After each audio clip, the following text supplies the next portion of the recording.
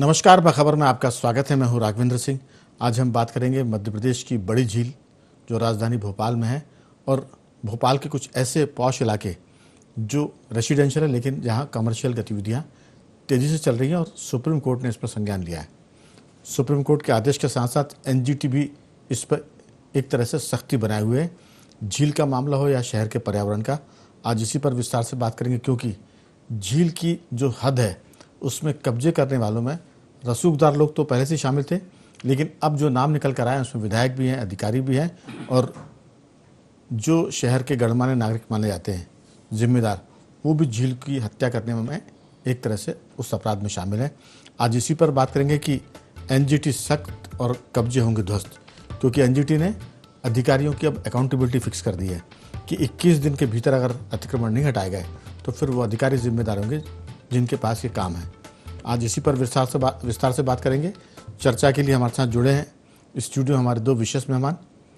मध्य प्रदेश में भोपाल के voice of Bhopal के अध्यक्ष श्री विकास बोंजे जी हमारे साथ स्टूडियो में, और मध्य प्रदेश के सामाजिक कार्यकर्ताओं में शामिल कमल राठी जी हमारे साथ हैं, और फ़ोन लाइन पर है क्लाइमेट चेंज के एक्सपर्ट प्रोफेसर सौरभ पोपली जी। आप सभी का बहुत बहुत स्वागत है। चर्चा की शुरुआत कमल राठी जी आपके साथ करना चाहते हैं। जिन लोगों के नाम आए वो बहुत चौंकाने वाले हैं। आईपीएस अधिकारी भी है, डीजी रैंक के ऑफिसर हैं। सबसे खास बात यह कि इसमें बीजेपी के नेता भी हैं। नगर निगम की हम बात करें तो वो भी उसमें शामिल है। तो आप क्या सोचते हैं कि इस बार जो एनजीटी का सख्त रुख है और पर्यावरण के साथ साथ जो रेसिडेंशियल और कमर्शियल का जो विवाद चल रहा है उसमें सुप्रीम कोर्ट जिस रास्ते पर है, लगता है कि कुछ निराकरण निकलेगा या अभी भी कानून के मामले में गुत्थी उलझेगी सुलझेगी, इसी में चलता रहेगा? आपकी राय? नहीं, देखिए, बड़ा स्पष्ट है कि हिंदुस्तान में जैसे 3 चीज़ से चलती कार्यप्रणाली का, मतलब जो एग्जीक्यूटिव जो अधिकारी हो गए, एक जुडिशरी हो गई, एक राजनीति हो गई। तो राजनीति लोगों का तो रसूख है ही है, वो बना ही रहेगा। जुडिशरी अपने तह बहुत प्रयास करती है कि हम न्याय कर सकें। राजनीतिक लोगों ने जो कानून बनाया है उसी पे जुडिशरी को काम करना है। जुडिशरी उसी पे काम करते हुए अपना आगे का मार्गदर्शन देती है, आगे के ऑर्डर देती है, भारत के संविधान के आधार पे देती है। लेकिन जब बात आती है एग्जीक्यूटिव की, जैसे काम करना है, भाई जज तो आके यहाँ काम नहीं करेगा, मौके पे काम करना है नीचे के अधिकारियों को। और जब नीचे के अधिकारियों की बात आती है तो ये अधिकारी रसूख में, भ्रष्टाचार में, लोभ में, फायदा पहुंचाने के लिए जिस भाषा का भी अपन इस्तेमाल करना चाहें करके इस ढंग से वहां पर उसको प्रस्तुत करते हैं कि वो कोर्ट में उलझता रहे मैटर, कभी सुलझेगा ही नहीं। वो चाहे एनजीटी हो, चाहे माननीय सर्वोच्च न्यायालय हो, चाहे माननीय उच्च न्यायालय हो, कभी सुलझने लायक विषय को ये एग्जीक्यूटिव जो अधिकारी हैं ये बिल्कुल नहीं करते, क्योंकि इनकी अकाउंटेबिलिटी फिक्स नहीं होती। ये सब के सब आगे पीछे रिटायर हो ही जाएंगे। मतलब आप ये समझिए कि बड़ा तालाब, रामसर साइट, वर्ल्ड रेनाउंड, जिसको वर्ल्ड से तमगा मिला हुआ है, उसका सीमांकन कईयों बार हो चुका। 2016, 2019 में भर बारिश में जब तालाब फुल टैंक पे था, सीमांकन तो बहुत सारे तरीकों से हो सकता है, लेकिन जब फुल टैंक पे था उसको एक्चुअल नापा कि पानी कहाँ तक बैठ रहा, वहां तक खंबे भी लगे मिले, कुछ खंबे अंदर मिले, लेकिन अधिकतर 90% सही जगह मिले। उसके बाद भी सीमांकन का विवाद फिर खड़ा हो गया। 95 के मास्टर प्लान में लिखा है कि 50 मीटर दूर तक कोई निर्माण नहीं होगा, 95 में लिखा हुआ है। उसके बाद 2010 में वेटलैंड रूल में लिखा, 2017 के वेटलैंड रूल में लिखा। उसके बाद आप और देखेंगे तो इसको सुप्रीम कोर्ट ने भी इस 50 मीटर को तो माना ही है बॉर्डर लाइन। जब इस 50 मीटर की बात आती है तो एक 16/3/22 को शासन एक आदेश ले आता है। उस आदेश के आधार पर वो सरकार के जो अधिकारी जो सीमांकन करने जा रहे हैं, कह रहे साहब 2022 के पहले के अतिक्रमण तो हमें देखना ही नहीं है, 2022 के बाद का देखना है। चलिए साहब 22 के बाद का देख लो, 50 मीटर तो उसमें लिखा है। राठी जी, ये कौन तय करेगा कब के देखने और कब के नहीं देखने? सर ये सारी चीज तय है, लेकिन अधिकारी तो अधिकारी है, मौके पे तो काम उसे करना। साहब शासन का आदेश है, 16/3/22 को निकला है तो हम 22 का आदेश मानेंगे, हम उसके पहले का सुप्रीम कोर्ट का आदेश नहीं मानेंगे, हम वेटलैंड रूल्स को नहीं मानेंगे, हम भोपाल मास्टर प्लान को नहीं मानेंगे, हम तो मानेंगे जो 22 को शासन ने, क्योंकि वो फायदे का। अच्छा चलो वही आदेश मान लो आप, उस आदेश में भी दो पार्ट है, एक 50 मीटर और ग्रामीण तरफ 250 मीटर। तो अधिकारी के ना उसमें से 50 मीटर वाला पार्ट हम मान लेंगे साहब, मान लो चलो 50 ही मान लो आप, 50 मान लोगे तो 50 में उन्होंने कहा इसमें बचत नहीं हो रही, तो ना साहब तालाब की सीमा गड़बड़ है, तो तालाब का सीमांकन पहले हो। तो अब तालाब का सीमांकन तो 2019 में हो चुका, उसी आधार पर शासन ने 2022 का आदेश निकाला, अब वो सीमांकन का विवाद खड़ा कर दूं। तो सरकार में नोटिस देने का तरीका, अब नोटिस सक्षम प्राधिकारी कमिश्नर या उसके नीचे सिटी प्लानर को देना है, तो अब आप न कमिश्नर देता है न सिटी प्लानर देता है, यही दे देता है, ना उसका पदनाम लिखा होता है नोटिस में, ना उसके बारे में कुछ लिखा होता है। चलिए नोटिस दे दिया आपने, नोटिस में सुनवाई होना है, सुनवाई में स्पीकिंग ऑर्डर जारी होना है, सुनवाई में अगले की बात तो सुनोगे आप कि उसमें सही है गलत है, आप उसे सुनते ही नहीं हो, एक तरफा फिर ऑर्डर निकाल देते हैं। तो एक तरफा ऑर्डर निकाला कि कोर्ट में फायदा मिल गया कि साहब नोटिस सक्षम अधिकारी ने नहीं दिया, एक तरफा ऑर्डर दे दिया, इसलिए हमें बिना सुने दिया है, नैसर्गिक न्याय के खिलाफ स्टे दे दें।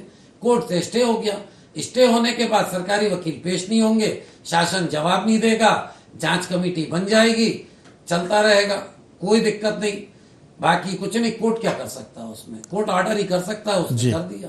तो इसके अलावा जब तक कि राजनीतिक जो मुख्यमंत्री हमारे वो ये ना ले कि भाई मुझे तालाब बचाना है, चाहे कुछ भी हो एन केन प्रकार, और जिसका तोड़ना है उन्हें कोई नोटिस की आवश्यकता नहीं होती, वो तो फटाफट तोड़ाएंगे। आप हम क्या एक खिड़की गलत बना ले, एक कमरा गलत बना ले, सब इंजीनियर से भी नीचे का सुपरवाइजर टाइप का आदमी आके आपसे तोड़ने की बात करेगा।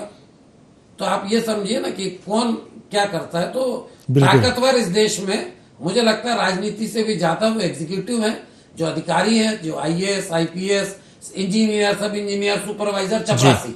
कुल मिलाकर कह सकते हैं कि अगर असली गुनाहगार हैं तो नौकरशाही के वो अफसर हैं जो इस जलेबी को इमरती बनाने में लगे, नीचे से लेके ऊपर तक, बिल्कुल। चपरासी से और लेके मुख्य सचिव। कोर्ट इस मामले में सीधी सी बात कर सकता है कि इसमें अगर किसी ने एक तरफा कार्रवाई की तो उस अफसर के खिलाफ कार्रवाई होगी, बिना किसी एक पक्षी सुनवाई की अगर कार्रवाई हुई तो संबंधित के खिलाफ कार्रवाई होगी, अकाउंटेबिलिटी फिक्स करके। और जो नोटिस जारी कर रहे हैं, नोटिस जारी करने में अगर त्रुटि हुई तो नोटिस जारी करने वाले के खिलाफ कार्रवाई होगी और उसके जो एचओडी उस पर बात आएगी। तो मुझे लगता है कि एक समय जब दिग्विजय सिंह की सरकार हुआ करती थी, सांप्रदायिक तनाव बहुत होता था। उस सांप्रदायिक तनाव के चलते उन्होंने एक आदेश निकाला कि जिस जिले में अगर सांप्रदायिक हिंसा हुई तो वहाँ के कलेक्टर एसपी को हटा दिया जाएगा, उन पर कार्रवाई होगी। जैसे ही कलेक्टर एसपी पर बात आई तो सारे सिस्टम को एक तरह से चाक चौबंद कर दिया गया और तनाव का जो प्रतिशत था वो घटकर 10-15 के आसपास आ गया। तो जब तक बड़े अफसरों पर कार्रवाई नहीं होगी, आपने जैसे कहा कि नोटिस जारी कर दिया तो उसमें सक्षम अधिकारी की साइन नहीं है, तो ऐसा तो है नहीं कि जो नोटिस जारी करा उससे मालूम नहीं है कि इसमें क्या त्रुटि की जा रही है। तो जब कोर्ट हर मामले में पैनी निगाह रखेगा, जो कि कोर्ट का काम नहीं है, लेकिन नौकरशाही इतनी ढीठ हो गई है, इतनी बेईमान और मक्कार में शब्द कह रहा हूँ, इतनी उसमें जड़ता आ गई है कि जब तक कोर्ट कोई ऐसा स्पीकिंग ऑर्डर नहीं करेगा कि जिस भी मोर्चे पर जिस पॉइंट पर गड़बड़ी होगी उस पॉइंट के अफसर के एचओडी तक कार्रवाई जाएगी, चाहे वो नगर निगम का हो, जिला प्रशासन का हो या फिर टाउन एंड कंट्री प्लानिंग का। मुझे लगता है कि ये ऐसी बातें नहीं जो सुप्रीम कोर्ट या हाई कोर्ट के समझ में ना आए, ऐसी बात भी नहीं कि ये एनजीटी के समझ में ना आए। हमें लगता है कि इन सबको आपकी बात लोग सुनते होंगे, वो खुद भी इतना ज्ञान रखते हैं, अगर वो सुप्रीम कोर्ट के जज है हाई कोर्ट के, तो उनको ये सब पता है। वो तो जैसा चाहे वैसा तबला सारंगी बजा सकते हैं, उनको मालूम है कि कौन सी बटन दबाएंगे तो सा निकलेगा और कौन सी बटन दबाने पर रा निकलेगा। हमें लगता है कि ये सब बातें हमारे प्रोफेसर सौरभ जी भी सुन रहे हैं। सौरभ जी, आपकी राय, क्योंकि नौकरशाही असली गुनाहगार है, अगर वो कार्रवाई करे तो ना विधायक के मकान बन सकते हैं, ना आम आदमी का मकान बन सकता है, ना बड़ी झील की जद के भीतर कोई घुस सकता है और ना आवासीय कॉलोनी में कोई व्यावसायिक गतिविधियां कर सकता है। ये जो इसमें कह सकते हैं कि जो इसकी जान है, मुर्गे की जान या माने कहते हैं राक्षस की जान, इसी तोते में है जो नौकरशाही जिसे कहते हैं। आप क्या सोचते हैं सौरभ जी? नमस्कार जी, आपको आवाज आ रही है? जी आ रही है आपकी आवाज जी, मैं एक्चुअली देखिए मुद्दे तो सब समझते हैं, सरकार भी मुद्दे समझती है। मैं इनके कुछ दुष्परिणाम के बारे में बताता हूँ जी। जो तालाब के ऊपर अतिक्रमण करने से हो, और जैसे पर्यावरण पर अगर नासमझी हो और पर्यावरण के जो मुद्दे हैं उन पर अगर अनदेखी की जाए तो उसके क्या दुष्परिणाम हो सकते हैं। पिछले कुछ वर्षों में हमने देखा है कि हमने रिपोर्ट्स देखी हैं, न्यूज़पेपर में, टाइम्स ऑफ इंडिया में आई हैं कि 5.25 लाख पेड़ कटे हैं। अच्छा, इससे क्या दुष्परिणाम हुआ? तो आपको जान के शायद हैरानी होगी कि अगर हम मतलब ये कोई अचंभे की बात नहीं है, सब जानते हैं कि गर्मी का प्रकोप अब आपदा का रूप ले चुका है जी। गर्मियों में इतनी ज्यादा गर्मी पड़ रही है इन सालों में जलवायु परिवर्तन की वजह से। और आपने देखा कि इस गत वर्ष में फरवरी से ही गर्मी ऐसी तीव्र गर्मी हो गई थी कि मतलब बाहर जाया मुश्किल हो गया था, और बहुत इसके दुष्परिणाम हैं।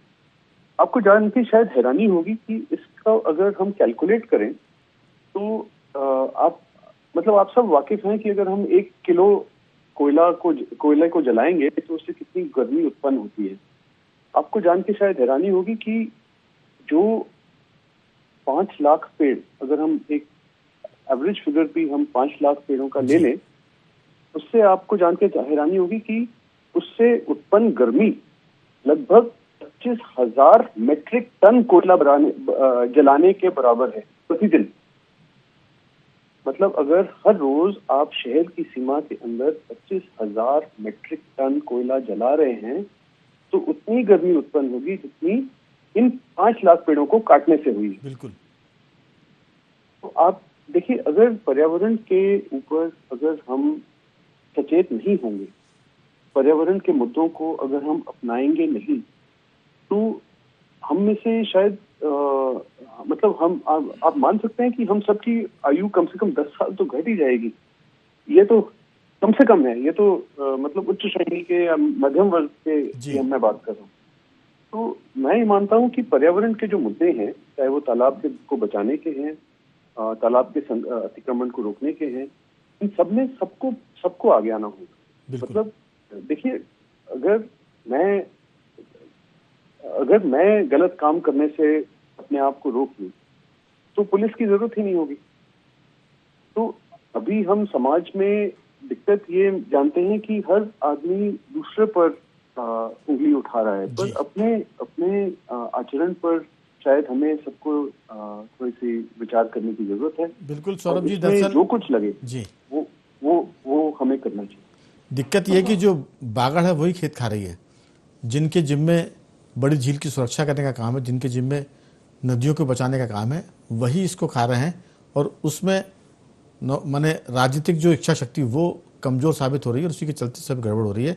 हमारे साथ टेक्नोक्रेट हैं विकास भौंदिया जी, और वॉइस ऑफ भोपाल के अध्यक्ष भी हैं। विकास जी, आप चीज़ों को बहुत नज़दीक से जानते हैं, आप सिविल के भी एक्सपर्ट हैं, सियासत में भी आपका दखल है और सोशल एक्टिविटी भी आपकी, तो कह सकते हैं कि आप 3 in 1 हैं। ये जो सारी समस्या है, इस समस्या का निदान जो भी निकलेगा समय बताएगा, लेकिन गुनहगार कौन है जिनकी वजह से ये समस्याएं इतनी आगे तक बढ़ गई है कि सरकार असहाय है, कोर्ट के निर्देश उसमें काम नहीं कर पा रहे हैं, और उसकी ढीठता ये है कि वो डरने को राजी नहीं है। सुप्रीम कोर्ट तक के मामले में वो ऐसी जलेबी अमरती बना रहा है कि कुछ सिरा कहाँ ये किसी को पकड़ में नहीं आ रहा है। आपकी राय? सिरा में और आप बता देते जी तो अपन लोग तो समस्या का कल ही समाधान कर देते जी, लेकिन फिर भी कोशिश जारी रहनी चाहिए। आप लोगों ने सबने जो चर्चा की तो मुझे समझ में ऐसा आता है कि मुझे ऐसे ही कहना पड़ेगा कि मोदी जी ने जो गिव अप वाली स्कीम लाई थी सब्सिडी के मामले में, हाँ, लगता है कि जो मतलब सब तथ्यात्मक जानकारी सामने आने के बाद व्यक्तियों को मान लेना चाहिए कि मुझे यहाँ से अब गिव अप कर देना चाहिए, वो सबसे सरल हो सकता है, लेकिन वो होगा नहीं, होता नहीं है अमूमन। इसलिए तो सब पूरा एग्जीक्यूटिव, विधायिका और न्यायपालिका बनी हुई है जी। लेकिन राघवेंद्र भाई देखिए, इन सब मामलों में जब भी कहीं कोई डिस्प्यूट हो तो हम न्यायपालिका की ओर ही बड़ी उम्मीद भरी नज़रों से देखते हैं, क्योंकि अंतिमतः फैसला उसी को करना है। उसके फैसले को लागू कराने का जो एक स्पीकिंग ऑर्डर है और जो उसको लागू कराने का एक प्रोसीजरल डिलीवरी सिस्टम बनाना है, वो भी उन्हीं को निर्देशित करना है। नहीं निर्देशित कर पाएंगे तो उसके बाद में एग्जीक्यूटिव है, एग्जीक्यूटिव को उन्हें पनिश करने का अधिकार है और पूरा अधिकार है। वहाँ नरमाई नहीं बरती जानी चाहिए। तो मुझे लगता है अगर हम देख रहे हैं कि बहुत लंबे समय से ये सब डिस्प्यूट्स चल रहे हैं और रिजॉल्व नहीं हो रहे हैं, तो मुझे लगता है मैं तो न्यायपालिका की ओर ही सबसे ज़्यादा उम्मीद भरी नज़रों से देख सकता हूँ, क्योंकि यही हमारी संवैधानिक व्यवस्था भी है। अब इसके अलावा रास्ता भी क्या है? या तो फिर ये हमारी संवैधानिक व्यवस्था भी वही, हम राष्ट्रपति के पास जाएं कि सुप्रीम कोर्ट भी अब मर्सी अपील करें, ये सब चीजें जैसा आपने कहा ना गिव अप, उसमें भी मर्सी अपील में भी राष्ट्रपति खुद तो विधि के और तकनीक के जानकार हर विषय में हो संभव नहीं है। अंतिमतः वो राय किसकी लेते हैं? वही एक कमेटी ऑफ लीगल एक्सपर्ट्स की लेते हैं। बिल्कुल। तो उसमें भी अंतिमतः मैं कहूंगा कि जुडिशरी की ओर ही हम इस व्यवस्था में अंतिमतः देख सकते हैं। बिल्कुल राठी जी, बहुत सारी बातें हुई हैं, लेकिन सवाल वही कि इसका जो केंद्र है वो माने कार्यपालिका है, उसकी नीयत खराब है, या तो नीयत खराब है या वो दबाव में है। लेकिन सुप्रीम कोर्ट के दखल के बाद सारे दबाव खत्म हो जाने चाहिए, चाहे वो किसी भी लेवल का हो, क्योंकि बहुत दबाव तो नहीं होगा। लेकिन मैं देख रहा हूँ जो लिस्ट में नाम है उसमें डीजी लेवल के अधिकारी का भी नाम है, उसमें विधायक भी हैं, विष्णु खत्री का नाम है, पूर्व आईपीएस जो डीजी रहे मैथी शरण गुप्त उनका भी नाम है, और उसके बाद तो फिर पूरी लिस्ट है। और 21 दिन का टाइम दिया है। ये टाइम ऐसा नहीं कि पहली बार दिया रहा है, 21 दिन करते करते सालों गुजर गए। हद फिर तालाब अपनी नाप देगा इस बारिश में कि वो कहाँ तक है। मुनारे भले उसके अंदर आ जाएं, डूब जाएं, लोग उसके किनारों को भर रहे हैं, फिलिंग करके उस पर कब्जे कर रहे हैं। तो मुझे लगता है कि अब एनजीटी और सुप्रीम कोर्ट को बहुत कठोर निर्णय करने की और निर्देश देने की ज़रूरत है, क्योंकि ये वो बिगड़ेल बच्चे हैं जो सिर्फ डांट से या एक आध तमाचा मारने से मानने वाले नहीं है नौकरशाही के लोग। इसके लिए बहुत कठोर दंड की ज़रूरत है, चाहे वो उनकी नौकरी से बर्खास्तगी हो या जो भी नियम में आता हो, वो सब करने की ज़रूरत है। आपकी राय? नहीं, बिल्कुल आपने जो कहा, तो तालाब का तो भर भर के हम छोटा कर देंगे तो तालाब अपने आप ही अपनी सीमाएं बदल लेगा, तो कोई दिक्कत नहीं है। समय जितना मिलेगा तालाब की सीमा बदलने में हमें उतनी आसानी होगी। रही बात आपने जो कहा, तालाब की सीमा बदलने में, तो छोटा करने में या बड़ा करने में? सीमा छोटा कर देंगे। हाँ, तो फिर जब भी नापोगे आप तालाब की हत्या करने में, जी, जब न्यायपालिका कहेगी तालाब नापो, कोई बड़ी कमेटी बना देगी तो दूर से नापेगा, तालाब अपने आप छोटा हो जाएगा, तो कोई समस्या नहीं है। तो डिले इसलिए किया जा रहा है कि तालाब को हम अब तो सैटेलाइट से भी नपती होती है। सैटेलाइट से तो बाद में, सब सैटेलाइट से ग्राउंड ट्रूथिंग करनी है जी। ग्राउंड ट्रूथिंग में मिट्टी भर देते हैं। जैसे शाहपुरा तालाब है, अब वो तालाब इतना छोटा बता दिया उनने, और उन्हीं का विभागीय चिट्ठी है, दूसरा विभाग लिख रहा है भैया ये गलत भेज दिया आपने, सैटेलाइट में तालाब बड़ा दिख रहा है। लेकिन 10 साल पहले की सैटेलाइट इमेज देखेंगे, उनने लिख के भेज दिया कि साहब ये बड़ा दिख रहा है, आपने छोटा भेज दिया। लेकिन वो क्या होगा, कोर्ट में दोनों कागज प्रस्तुत हो गए। अब आप जो बोला आपने विकास जी ने कि न्यायपालिका पे पूरा भरोसा, भरोसा पूरा है, लेकिन रास्ता क्या है इसके अलावा? नहीं, न्यायपालिका ने 2024 में ऑर्डर किया कि साहब कोई भी ऐसे तालाब, नदी, ऐसे अतिक्रमण हो उसे तत्काल हटा दिया जाए, कोई नोटिस की भी आवश्यकता नहीं, उसमें नोटिस देने की जरूरत ही नहीं है। तो वो तत्काल कब आएगा? अब तो उनने 2024 से ही ऑर्डर कर दिया। 2024 में उन्होंने ऑर्डर कर दिया कि आवासीय भवन जिसमें आवासीय अनुमति हो उसमें बिजली कनेक्शन आवासीय मिलना चाहिए, उसमें प्रॉपर्टी टैक्स आवासीय लेना चाहिए, उसमें सारी चीज आवासीय होना चाहिए, और कंप्लीशन सर्टिफिकेट। और कंप्लीशन सर्टिफिकेट अगर बाद में गलत पाया जाता है, आदमी ने बाद में गलत कर लिया, तो उसके लिए जिम्मेदार वो अफसर होगा, ये भी आदेश कर दिया। कोई जूनी रेंगरी, चीफ सेक्रेटरी को वो आदेश मिला है, हाई कोर्ट्स को आदेश मिला है, जूनी रेंगरी। फिर मार्च 2025 में उन्होंने पुनः आदेश किया। मैं आपकी बात में दखल दे रहा हूँ, आजकल जू होना बंद हो गई है, जू का जमाना चला गया। अब तो उनको जू तो बहुत छोटा सा कीड़ा होता है जो सर में रहता है, उसी को कहते थे ना जू जी। तो अब तो बाल भी लोगों के सर पे कम होगा, और जिनके सर पर बाल है वहां जू नहीं आ रही। और फिर 25 में ऑर्डर किया, उसके बाद अभी आखिरी में आए कर्रा कॉलोनी भोपाल के लिए, कर्रा कॉलोनी तो नहीं, सारे हिंदुस्तान के स्टेट्स के कैपिटल्स के लिए आदेश किया जी। पहला आदेश में उन्होंने सबसे कहा नोटिस लेके सूची लाइए जी। एमएकेस क्यूरी ने अगली पेशी में कहा साहब ये आप फिर बहाना दे रहे हो इनको, ये नोटिस दे के कुछ नहीं, सूची ला के खड़ा कर देंगे। तो कोर्ट ने कहा क्या करना, बोले साहब कुछ एक्शन लेने का लिखे।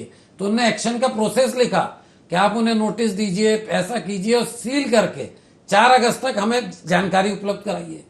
तो अब 4 अगस्त तो 3 दिन बाद है, भोपाल में एक भी प्रेमाइसेस सील नहीं हुआ, 2 बार नोटिस दिया है, उसके अलावा कुछ भी नहीं हुआ। हो सकता है भविष्य में कल 1-2 दिन 4 दिन के अंदर वो स्टे लेके खड़े हो जाएंगे। नहीं, स्टे का तो मौका दे रही है वो सरकार या प्रशासन कि आप स्टे ले आइए, और सबको पता है कि सुप्रीम कोर्ट तो आएगा नहीं जांच करने के लिए। उनके कारिंदे तो ये नगर निगम के वही लोग हैं जिनके चोरों के हाथ में चाबी है, वो खुद ही कब्जे करवा रहे हैं, खुद ही बचाने के नुस्खे बता रहे हैं, खुद ही पूरे प्रोसेस को डिले कर रहे हैं ताकि हाई कोर्ट से, सुप्रीम कोर्ट से स्टे मिल जाए। मैंने वो एक दो दिन में संभावित है कि एक आध 2 दिन में वो स्टे प्रस्तुत कर देंगे। बिल्कुल। पोपली जी, ये चोर सिपाही वाला खेल चल रहा है। यानी बेचारा, अब मैं बेचारी कहूंगा सुप्रीम कोर्ट को या हाई कोर्ट को या एनजीटी को, ये बेबस नजर आ रहे हैं। लेकिन जब इनका डंडा घूमेगा तो फिर कई लोग निपटेंगे। लेकिन यह है कि कब सुप्रीम कोर्ट को गुस्सा आता है, कब एनजीटी को गुस्सा आता है। एनजीटी को तो हम कई बार कहते हैं कि वो बिना नाखून और दांत का, उसके पास कोई बहुत अधिकार नहीं है, लेकिन सुप्रीम कोर्ट के पास तो है। अब वो एक लोग कहते थे कि माइकल पिंटो को गुस्सा कब आता है, ऐसा कुछ कोई फिल्म आई थी, अल्बर्ट पिंटो को गुस्सा कब आता है।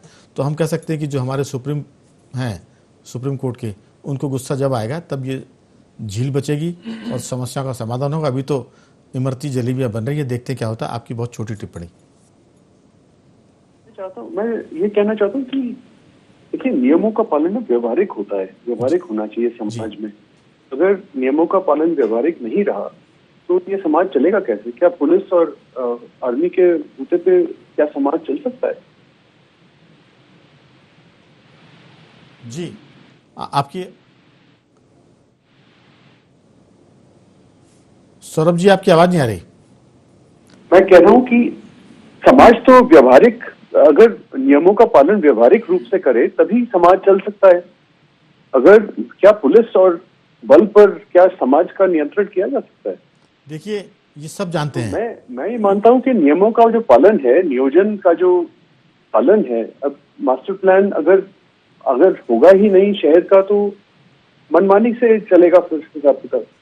तो आपको अकाउंटेबिलिटी, जवाबदेही और नियमों का पालन ईमानदारी से अगर ये समाज नहीं कर पाया तो ये समाज, मुझे डर ये है कि ये बिखर जाएगा। जिस तरह के हम दुष्परिणाम हम देख रहे हैं, इससे ये बहुत घातक, आने वाले वक्त में बहुत घातक सिद्ध होंगे। देखिए, आप जो कुछ कह रहे हैं, हम चर्चा कर रहे हैं, उसका एक लाइन में अगर हम कहें तो अगर प्रशासनिक अराजकता आई तो फिर कोई नहीं बचेगा। अगर पुलिस मनमानी पुतरेगी तो पुलिस से बड़ा गुंडा कोई नहीं होता। अगर प्रशासन ही नियम तोड़ने वालों को साथ हो जाए तो फिर जो प्रशासनिक अधिकारी बैठे कल वो भी उसकी जद में आएंगे। उनके मकान भी नहीं बचेंगे, उनकी खुद की सुरक्षा नहीं बचेगी। सियासत में जो लोग बैठे हैं, अगर वो सोचे कि वो सब कुछ गड़बड़ झाला करके अपने मकान बचा लेंगे, कब्जे कर लेंगे, तो कल के दिन जो दूसरा सिस्टम आएगा वो उनको खा जाएगा। तो विकास जी, ये सारा मामला कि सबको पता है कि गड़बड़ हो रहा है।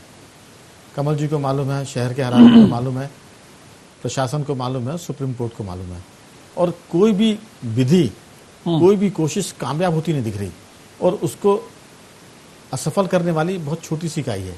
वो इकाई है नगर निगम के अफसरों वाली, और जिसे कहें राजस्व जिला प्रशासन के अधिकारियों वाली। वो छोटी सी इकाई काबू में नहीं आ रही तो फिर बड़े अफसर या तो काबिल नहीं है, जुडिशरी के नाखूनों में ताकत नहीं है, और उसके दांत अब बूढ़े हो गए ऐसा लगता है। आपकी राय?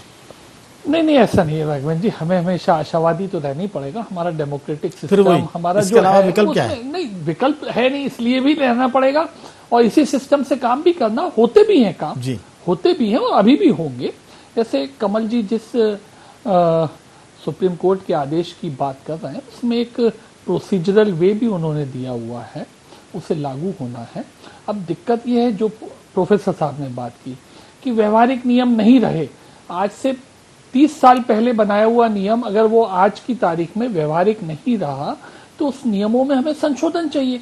उसके लिए हमें प्रयास करना पड़ेंगे। संशोधित हम लागू कर देंगे और कुछ जो पुराने उसको भी हो रहे हैं। जी, संशोधन तो जो नियम तोड़ने वालों के पक्ष में हो रहे हैं। नहीं, ऐसा नहीं है। नियम तोड़ने वाले के ही पक्ष में नहीं होते। 100% हो भी नहीं सकते हैं और होना भी नहीं चाहिए। जितनी हमें जरूरत है उतना ही हमें व्यवहार में नियमों का बदलाव लगता है। और मैं ये कहूंगा, देखिए, इस मामले में सुप्रीम कोर्ट भी समझता है, उच्च न्यायालय भी ये बात को समझते हैं कि हम जो ऑर्डर्स देते हैं उनके कंप्लायंसेस में कुछ मजिस्टीरियल और कुछ अन्य न्यायिक बातें आती हैं। अच्छे जजेस जब भी निर्णय देते हैं तो उनके निर्णय से उत्पन्न होने वाली अपीलों को, आपत्तियों के लिए निराकरण का भी वो एक सीमित समय दे देते हैं कि सीमित समय में आप इनको सॉल्व करें, क्वेसी जुडिशियल हो, मजिस्ट्रियल हो, जो भी कोर्ट में जो कार्रवाई होना हो, निराकृत होना हो, वो हो जाए और उसको लागू हो जाए। इस ढंग के ऑर्डर आए हैं और काम हुआ है, इसी देश में हुआ है और मुझे लगता है होगा भी। अब इसमें हमेशा जो तब्दीली की बात है, तालाब के मामले में हो, शहरी नियोजन के मामले में हो, वो सार्थक प्रयास तो हमेशा सबको करते रहना पड़ेगा। प्रोफेसर साहब ने एक बात और अच्छी कही, सब आखिर नियमों को लागू कैसे करना है। मैं भी उसी बात को वापस जोड़वा हूं कि मोदी जी ने कहा था कि जो लोग सब्सिडी छोड़ सकते हैं और उसके बिना भी निर्वाह कर सकते हैं, उन्हें सब्सिडी छोड़ देनी चाहिए। राघवेंद्र भाई, हमें समाज में न्यायिक और एग्जीक्यूटिव के अलावा भी, मतलब उनका कंट्रोल चले उसके अलावा भी, एक सामाजिक न्याय की दृष्टि से और सामाजिक सिंबल खड़ा करने की दृष्टि से करना पड़ेगा कि भाई अगर मैं तालाब में कोई गड़बड़ी कर रहा हूं तो मेरी शहर में इज्जत नहीं रहेगी। मुझे 4 मित्र शायद अपने शादी ब्याह, सामाजिक पारिवारिक कार्यक्रम में बुलाने में परहेज बरतने लगेंगे, मुझसे कतराने लगेंगे। वो दिन मुझे लगता है अब तो आने वाले नहीं है। नहीं, लाना तो पड़ेगा सर। देखिए आज हमारे यहाँ पर्यावरण का विषय चुनावी विषय नहीं बनता हो, लेकिन कई ऐसे देश हैं जहां एनवायरमेंट इलेक्शन इशू बनने लगा है। बिल्कुल, लेकिन भारत में अभी यहां भी बनेगा, अभी बनाना पड़ेगा। अगर वो बनता है तो भारत के लोग भाग्यशाली होंगे। लेकिन सवाल वही है कि क्या एक गायत्री परिवार में एक स्लोगन चलता है कि जिन लोगों ने अनीतिपूर्वक धन कमाया है उनकी प्रशंसा नहीं करनी चाहिए। तो जिन लोगों ने अनीतिपूर्वक मकान बनाया है, दुकान बनाई है, जंगल को काट के कुछ और किया है, उनकी प्रशंसा नहीं, उनको दंडित करना चाहिए। और इस मामले में कहीं ना कहीं सरकार की इच्छा शक्ति का सवाल है और पूरी बात न्यायालय के बाद सरकार की इच्छा शक्ति पर आकर रुकती है, जो लोकतांत्रिक ढंग से सरकारें बनती। तो उम्मीद करते हैं कि ये जो उम्मीद का दिया है वो बुझेगा नहीं, भले टिमटमाता रहेगा, लेकिन कोई तो ऐसा चीफ मिनिस्टर होगा, कोई तो ऐसा मंत्री होगा जो इस मामले में सख्ती से कार्रवाई करेगा और बड़ी झील को और पर्यावरण को बचाएगा। मैं तीनों मेहमानों का धन्यवाद करूंगा। प्रोफेसर सौरभ जी, आपका साधुवाद। विकास जी, आपका बहुत धन्यवाद। और राठी जी, आपका भी बहुत बहुत साधुवाद कि आपने चर्चा में हिस्सा लिया। बखबर में आज इतना ही। बने रहिए हमारे साथ और देखते रहिए IND24।